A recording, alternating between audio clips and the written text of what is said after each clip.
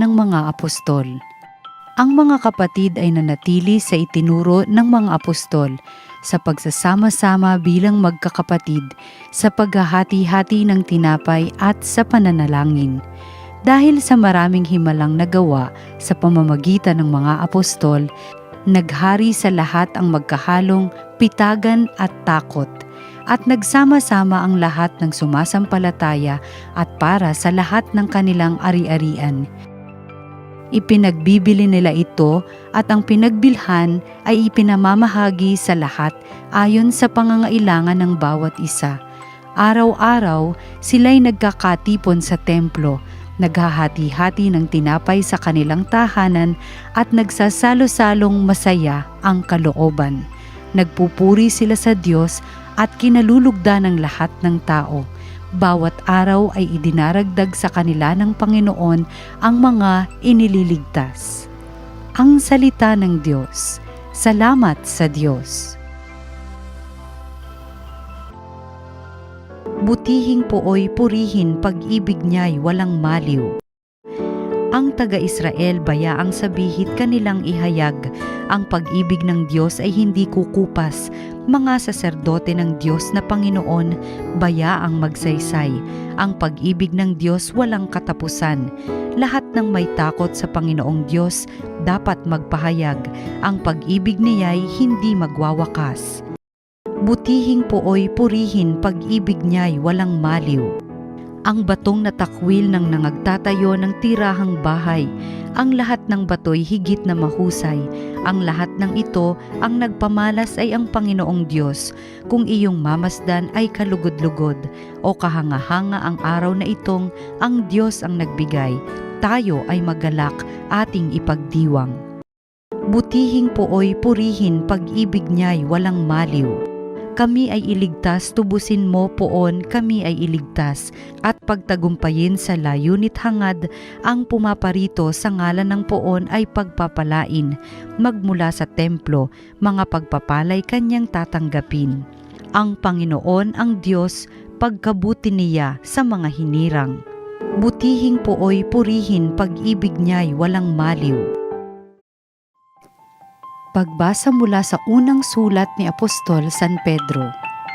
Purihin natin ang Diyos at Ama ng ating Panginoong Hesukristo.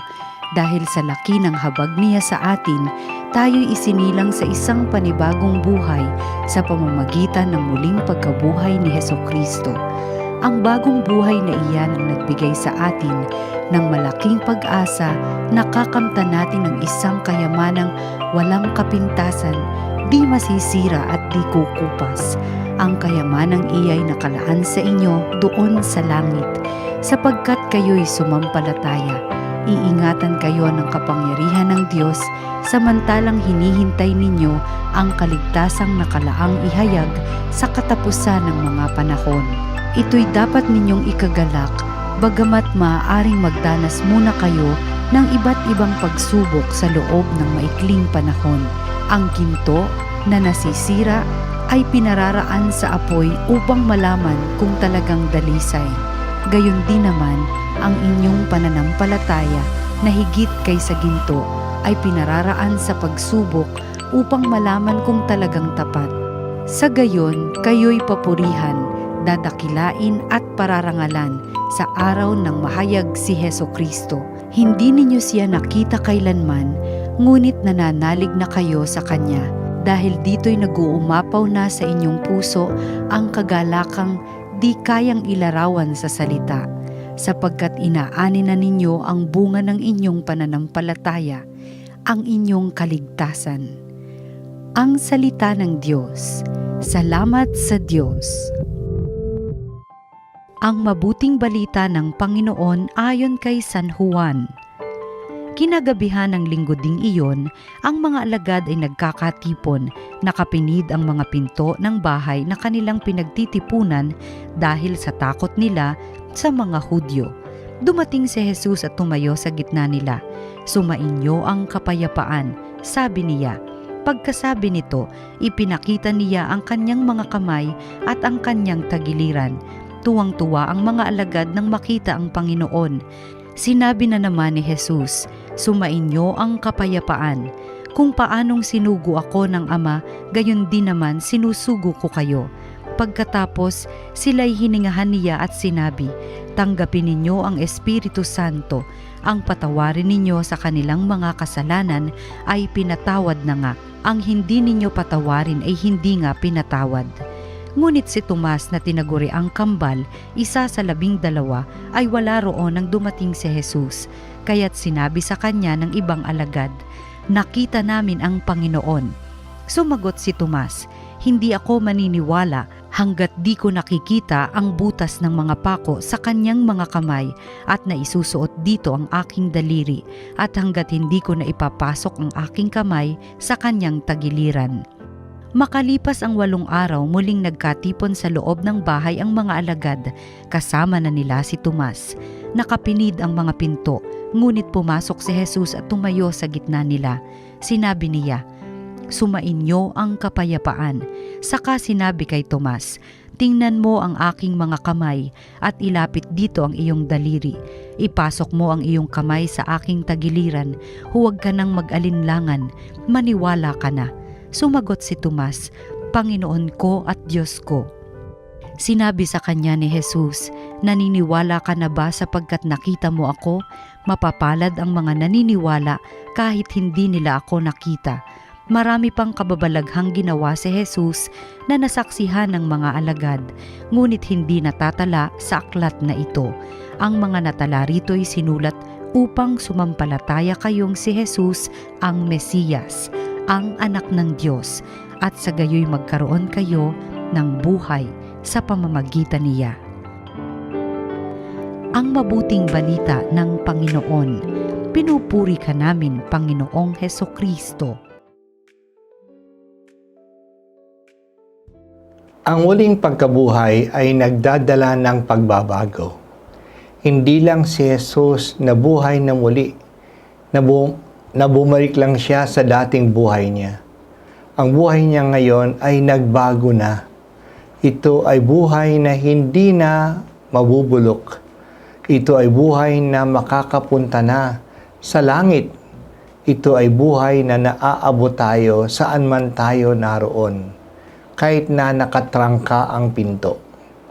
Pero ang pagbagong buhay ay hindi lang para kay Jesus. Ito'y para din sa lahat ng mga tao na tumanggap sa Kanya. Binabaklas nito ang anumang pumipigil sa pagbabago. Hindi mapigilan ng nakapinid na pinto, kahit na nakakandado pa ang pagpasok ni Jesus. Hindi napigilan ng takot ng pagbabago. Takot na takot ang mga alagad nung linggo ng pagkabuhay. Ang balita na pinakalat ng mga leaders ng mga Hudyo sa mga kawal na nakabantay sa libingan ay habang natutulog sila, ninakaw ang mga alagad ni Jesus ang kanyang bangkay. Kaya maaring wanted na ang mga alagad. Takot sila at hindi sila naniniwala sa balita ng mga babae na nakita nila si Jesus. Wala din silang pananalig. Dumating si Jesus at ang unang bati niya ay kapayapaan. Kailangan nila ng kapayapaan upang humupa ang kanilang takot, ang kanilang pangamba at pag-aalinlangan. Hindi lang sila binati ni Jesus, pinagkatiwalaan pa sila ng misyon kahit na sila ay duwag. Wala sila noong si Jesus ay pinasakitan at pinatay. Kahit na sila ay ayaw maniwala, hindi nawala ang tiwala ni Jesus sa kanila. Sinugo pa sila, pinadala pa sila. Ipinagkatiwala sa kanila ang kayamanang walang kapintasan, di masisira at di kukupas ang pananampalataya na higit pa kaysa ginto. Naniwala si Jesus sa kanila kasi binigay sa kanila ang Espiritu Santo, ang kapangyarihan ng Diyos Ama at Diyos Anak. Hiningahan sila ni Jesus. Tulad ng paglikha sa tao, hiningahan ng Diyos ang putik na kanyang hinubog at ito ay naging buhay na tao. Kaya ngayon, hiningahan ni Jesus ang mga alagad upang maging bagong tao sila. Ibinigay sa kanila ang kapangyarihan ng Diyos, ang kapangyarihan na magpatawad sa kasalanan. Binago sila ni Jesus na muling nabuhay. Kahit na si Tomas na nagmamatigas pa ay binago ni Jesus. Mayabang na sinabi niya na kahit na ang lahat ng kasama ay nagsasabi na nakita nilang Panginoong Jesus, hindi daw siya maniniwala kung hindi niya mismo makita si Jesus. At hindi lang kung hindi niya maisuot ang kanyang daliri sa butas ng pako sa kanyang kamay at maipasok ang kanyang kamay sa tagaliran ni Jesus na binutas ng sibat. Gusto niyang makasiguro na ang nakikita niyang buhay ay siya ring talagang pinatay. Alam ni Jesus ang kanyang hamon, kaya nung nagpakita uli si Jesus, siya ang pinuntahan niya. Hinamon siya na gawin ang kanyang sinabi. Talaga bang isinuot niya ang kanyang daliri sa butas sa kamay ni Jesus at ang kanyang kamay sa sugat na kanyang tagiliran? Hindi natin alam. Pero napaluhod siya at sinamba ang nasa harap niya. Hindi lang niya kinilala na si Jesus nga ito. Kinilala niya na siya ay Panginoon at Diyos ko. Kaya nabanggit niya, Panginoon ko at Diyos ko.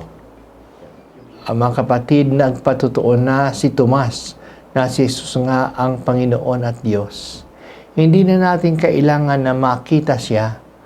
Mapapasa atin ang pagpapala na sinabi ni Jesus. Mapapalad ang naniniwala kahit na hindi ako nakita. Sana masasabi sa atin ang mga salita ni Pedro sa ating ikalawang pagbasa. Hindi niyo siya nakita kailanman. Hindi siya, ngunit siya'y inibig na ninyo.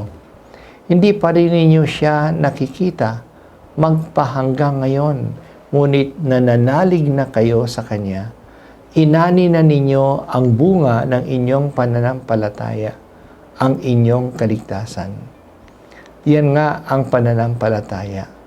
Naniniwala sa ating inaasahan at nakakatiyak sa mga bagay na hindi nakikita. Ang pangyayari na dinaanan natin sa loob ng Semana Santa ay sana nagparamdam sa atin ng pag-ibig at habag ng Diyos. Ang habag ay mas malalim na pag-ibig. Ito ay pag-ibig kahit na sa hindi karapat-dapat. Talagang ganyan ang pag-ibig ng Diyos. Habag. Walang dahilan bakit pa tayo ibigin ng ganyan. Makasalanan tayo. Hindi natin siya pinahalagahan. Nabubuhay tayo na parang hindi natin siya kailangan. Pero kinahahabagan niya tayo. Dahil sa habag niya, isinilang tayo sa isang panibagong buhay sa pamamagitan ng muling pagkabuhay ni Jesus. Ginawa niya tayo ng mga anak niya bilang isang pamilya. Kaya ngayong ikalawang linggo ng muling pagkabuhay ay Divine Mercy Sunday.